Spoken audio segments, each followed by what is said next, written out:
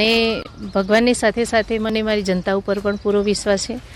મતદાતાઓએ જે મત આપ્યા છે એ ભારતીય જનતા પાર્ટી તરફ આપ્યા છે અને માન્ય નરેન્દ્રભાઈ મોદી સાહેબની સરકાર ત્રીજી વાર બનવા જઈ રહી છે। માન્ય નરેન્દ્રભાઈ મોદી સાહેબ, અમિતભાઈ શાહ સાહેબનું જે નેતૃત્વવાળી સરકાર છે એમાં જનતાએ જે સુખ અને સમૃદ્ધિ અને જે સલામતી સમજીને એમણે વોટ આપ્યા છે। ત્રીજી વાર પણ મોદી સાહેબ 400 પાર પણ કરશે અને ગુજરાતમાં એક બેઠક આપણે જીતી ચૂક્યા છીએ, બાકીની 25 બેઠકો આપણે જીતી રહ્યા છીએ, એનો મને પૂરેપૂરો વિશ્વાસ છે। પ્રાથમિક શિક્ષિકાથી લઈ હવે નેતા સુધીની સફર કેવી રહી અને કેવું લાગી રહ્યું છે?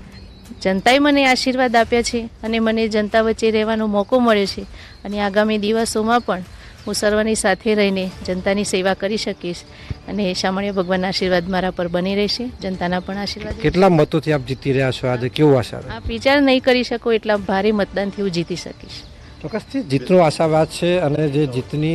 વિધાનસભા અને માણાવદર વિધાનસભા કુલ 3 જે ચૂંટણીઓ છે તેની જે અહીંયા મતગણતરી છે તે પોરબંદરની પોલિટેકનિક કોલેજ ખાતે આપ મારી પાછળ જોઈ શકો છો કે અહીં થઈ રહી છે અને મહત્વની વાત એ છે કે પોરબંદર લોકસભા બેઠક છે જ્યાં કેન્દ્રીય મંત્રી મનસુખ માંડવિયા છે તે પોતે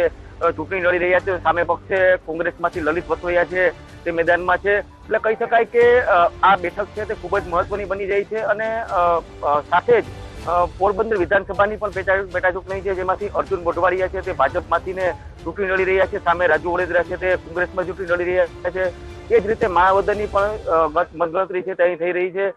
ખાસ કરીને સુરક્ષા વ્યવસ્થા છે તે ખૂબ જ ચુસ્ત વ્યવસ્થા અહીંયા રાખવામાં આવી છે અને 8 વાગ્યે જે રીતે મતગણતરીની શરૂઆત થશે તેમ આગળ કઈ રીતના જે રાઉન્ડ પૂરા થશે ત્યારબાદ જ મતગણતરી છે તેનો ખ્યાલ આવી શકશે રિઝલ્ટનો, પરંતુ હાલ તો કહી શકાય કે ચુસ્ત સુરક્ષા વ્યવસ્થા અહીં ગોઠવી દેવામાં આવી